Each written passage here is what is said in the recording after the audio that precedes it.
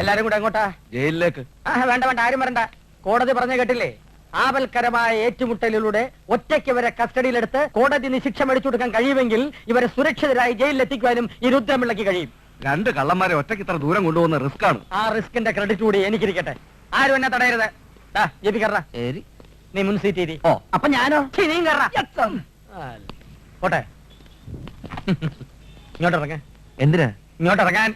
എന്തിനാ ഇങ്ങോട്ട് ഇറങ്ങടോ. എന്താ കാര്യം പറ. അതൊക്കെ ഇറങ്ങിയിട്ട് പറയാം. എനിക്ക് ഒരു ഡ്രൈവറുടെ ആവശ്യമില്ല. താക്കോലിങ്ങനെ അത് പറ്റത്തില്ല. താക്കോലിതാണോ? ഈ ജീപ്പ് എന്റെ സ്വന്തം വകയല്ലോ, ഡിപ്പാർട്ട്മെന്റ് വകയല്ലേ. അതാർക്കും ഓടിക്കാം. പിന്നെ ഞാൻ പോയി വരുന്നതിനിടയ്ക്ക് വല്ല കൊലപാതകമോ ബലാത്സംഗമോ മോഷണമോ നല്ലതോ നടന്നാലേ എല്ലാം പെൻഡിങ് വെച്ചേരെ.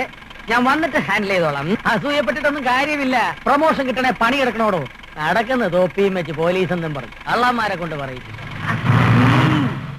ആദ്യമായി 2 എലുമ്പന്മാരെ കൈ കിട്ടേണ്ട അഹംഭാവ കിളവന്. കൈ കിട്ടിയത് വീരപ്പൻ എന്നാ വിചാരം.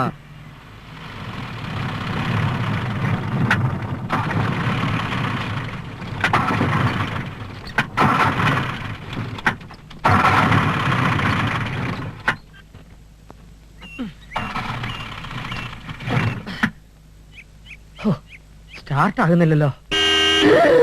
നല്ല മാണിക്കാത്ത ഡ്രൈവർ കയറിയതാ. അയാളെ പിടിച്ച് പുറത്താക്കിട്ട് ഇപ്പൊ ചായ ഉണ്ടെങ്കിൽ കഴിക്കേണ്ട സമയമായി. മര്യാദക്ക് ഞങ്ങളെ ജയിലിലെത്തിച്ചില്ലെങ്കിൽ കണ്ടല്ല വിവരം അറിയും കേട്ടാ. ആര്? ഞങ്ങളറിയും. ജീപ്പ് ഓടിച്ചിട്ട് കുറെ കാലമായി.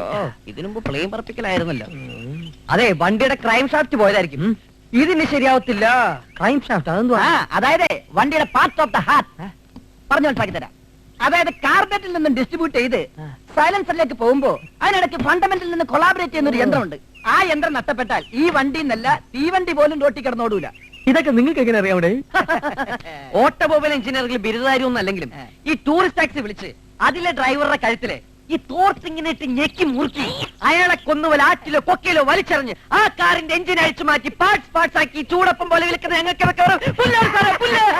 പുല്ല് വർത്തമാനം പറഞ്ഞു നിൽക്കാതെ എങ്ങനെയെങ്കിലും സ്റ്റാർട്ട് ചെയ്യാൻ നോക്ക്. നിന്നൊക്കെ സമയത്തിന് അവിടെ എത്തിച്ചില്ലെങ്കിലേ എന്റെ പണി പോവും, എന്റെ പ്രൊമോഷൻ പോകൂടാ. അയ്യോ, സാറിന്റെ പ്രൊമോഷൻ പോകും.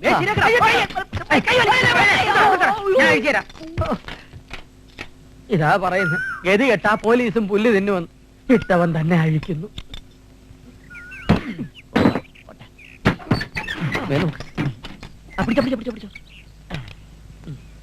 ആവശ്യമില്ലാത്തവരെ സാധനങ്ങൾ ഫിറ്റ് ചെയ്ത് വെച്ചാണ്. പറഞ്ഞ പോലെ ഇവിടെ ഉണ്ടല്ലോ. എന്താ വണ്ടിയുടെ സ്പീക്കറാണല്ല എന്റെ ഈശ്വര. എന്റെ സാറേ, സ്പീക്കറിലാണ്ടാണ് നമ്മൾ ഇവിടെ വരെ വന്നത്. സ്പീക്കറോ? ഞങ്ങളെ കാത്തല്ലോ. ഇനി യൂട്രസ് പോയിട്ടുണ്ടാവോ? തലകത്തിട്ട് നമുക്കൊന്ന് തള്ളി നോക്കാം.